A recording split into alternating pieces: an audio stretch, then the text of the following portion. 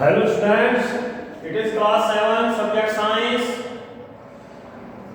chapter 8. Today topic is respiration. जीवधारियों में सांस लेने की प्रक्रिया. As we know that all living beings need energy for carrying out various physical activities and life process. जैसा कि हम जानते हैं सभी जीवधारी अपनी दैनिक जीवन को जीने के लिए ऊर्जा की आवश्यकता होती है. In fact energy required during sleeping, यहाँ तक कि हमारे सोने के दौरान भी एनर्जी की जरूरत होती है.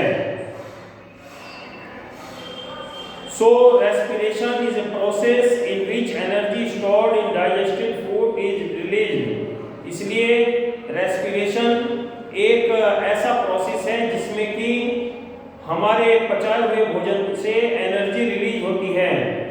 All the living things respire to get energy from food they ईट.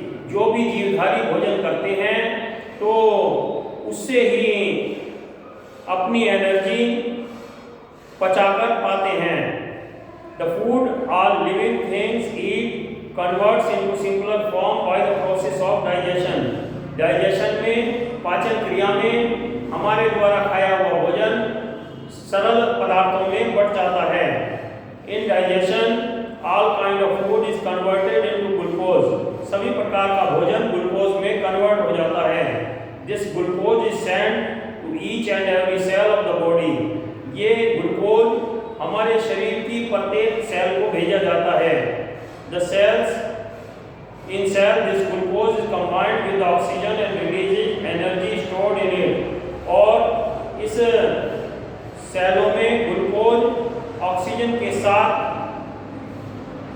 जुड़कर एनर्जी रिलीज करता है. Therefore the process of breaking down of glucose in the presence of oxygen for releasing energy is called respiration. इसलिए oxygen के उपस्थिति में energy release होना ही respiration कहलाता है. रेस्पिरेशन प्रोसेस है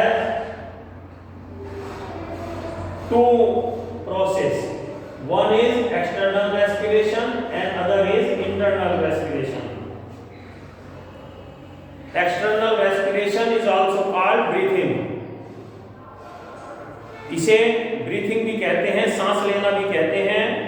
The process of inhaling fresh and oxygen rich air and exhaling used and carbon dioxide rich air is called breathing or external respiration. जब हम अंदर ताजी हवा लेते हैं और ऑक्सीजन युक्त हवा लेते हैं तो और कार्बन डाइऑक्साइड युक्त हवा छोड़ते हैं तो उसे एक्सटर्नल रेस्पिरेशन या ब्रीथिंग कहते हैं. During breathing oxygen is taken out and carbon dioxide and water vapour produced in the body and thrown out. Breathing के दौरान ऑक्सीजन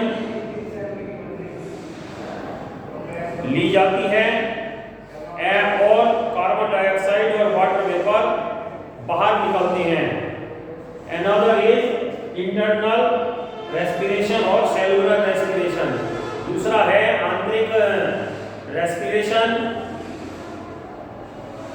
जैसा कि हम सांस लेते हैं तो हम अपने फेफड़ों में जो सांस लेते हैं वो खून के द्वारा, हीमोग्लोबिन के द्वारा ऑक्सीजन हमारे ब्लड से पूरी बॉडी में सर्कुलेट होती है और हमारे सेल्स में ऑक्सीजन पहुंचाई जाती है.